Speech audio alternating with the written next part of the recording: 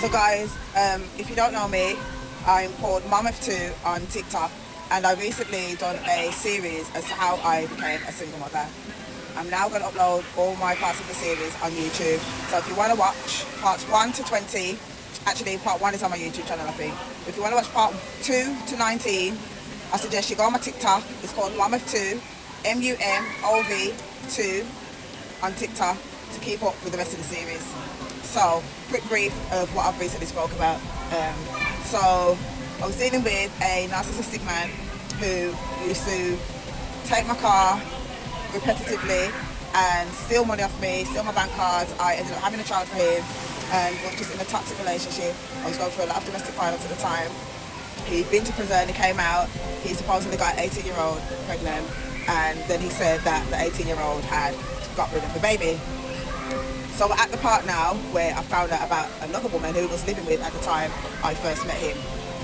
And now I found out I'm pregnant. Now I haven't said if it's my second child yet or if the pregnancy progresses, so you're going to have to keep up with the series to find out what happens.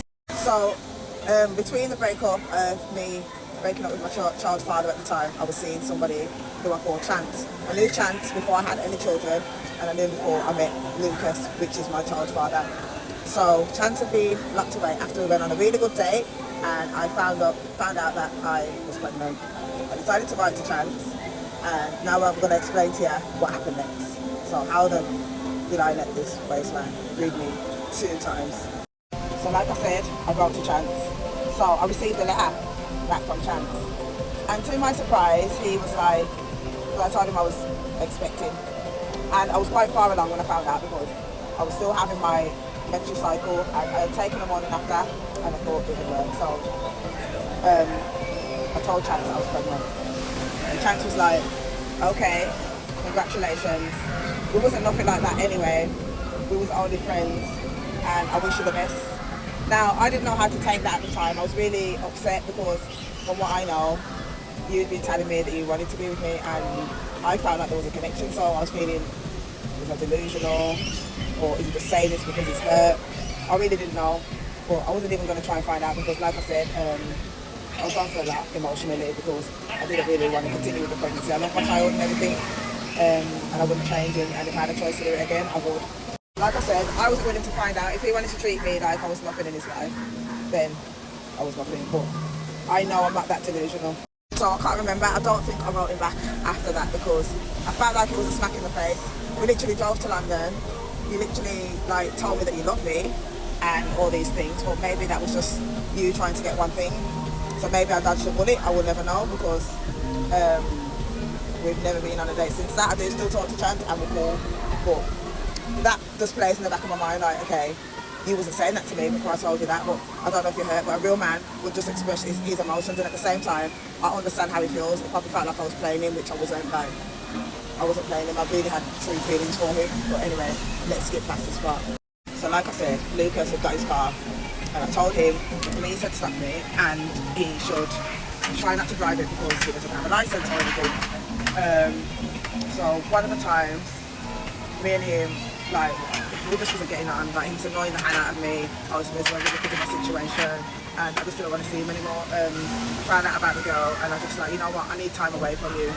I can't do this anymore. So I decided I was going to drive my Range Rover and go to London for a bit, and that's what I did. Also, one of the main reasons why I wanted to go is because somebody had stolen my Gucci hat. And it was just, I know it's something little, but it just peeved me off. You know, the little things, when you're pregnant, you react to it different because your hormones. Hormones are the real thing, but my Gucci hat must have went missing. And prior to that, I had a black Gucci hat, you know, the caps, I think it was £200 at the time, I think I've gone off now. I had a black one and I had a brown one, and I just wear them when I put them on to do my hair. And I just put my hair back in a bun, put my hat on, and the hat went missing, so I was just pissed off at the fact of what he did. So I got a call a couple of days later from Lucas. And he's then called me from the police station. He's saying he's been arrested. I'd say about 4. Can I come to the station? I said, I'm in London. I can't come and I don't feel well. Then he's like, please, you're meant to be the mother of my child. I need you to come. It's serious. I need an appropriate adult because they say that they can't interview me unless I have an appropriate adult because I've got mental health. So Me with my stupid self, yeah, I know you're gonna cost me. I've took up myself from London. I'm gone to the police station. And despite everything that's happened, I'll be honest, I did not love this man. Like, at the time, when I was pregnant and he asked me to come to the station, I felt sick. I hated him, but I just felt sorry for him. Because I'm saying, you can't even call no one close to you to come and be an appropriate adult. He said it's called everybody else, and they said they can't come. And that's what happens sometimes when you got a good heart or a soft heart. It can cost you, because you start feeling sorry for people, or you feel like you have a lot, like you have to do things for them just because you know them or you know them. Like, you don't have to do it. It's okay to say no, and this is where I went wrong. I would always be at the end of the phone when someone needed help.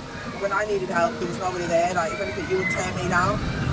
So I went to the police station, and I kind of went because I wanted to hear what happened, kind of thing.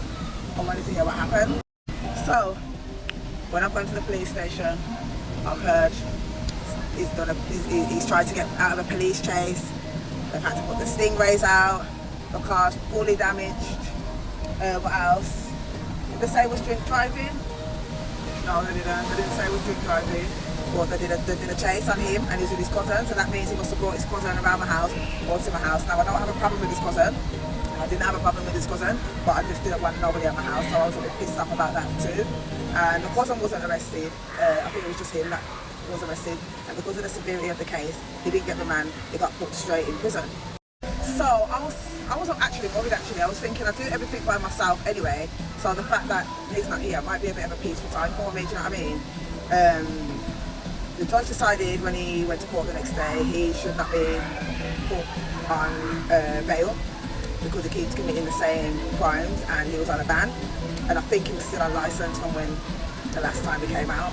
So he's been remanded to Winson Green, and he's asked me to get his house keys. So he was going to send out his house keys, and I was meant to drop off some clothes for him.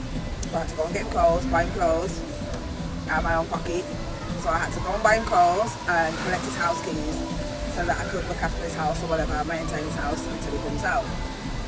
So I've gone on the visit now, me and my daughter, and gone on the visit now, and they've gave me his phone on accident.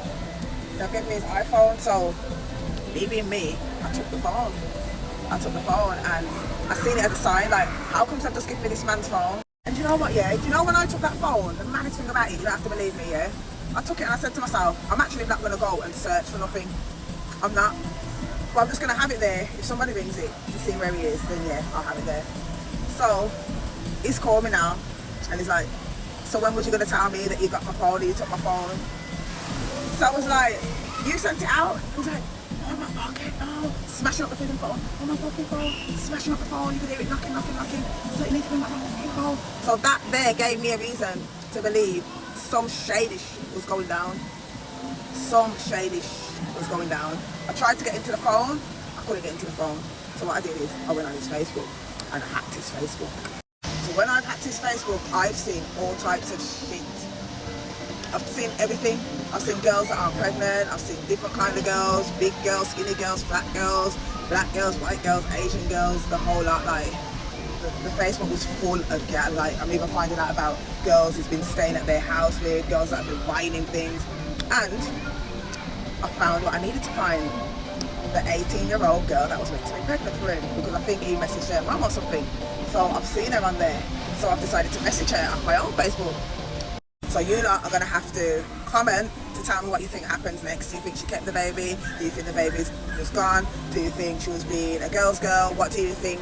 And tell me if you think I should have went to bring this man his clothes, or if I should have left the phone. What do you guys think? Because I don't think I was in the wrong.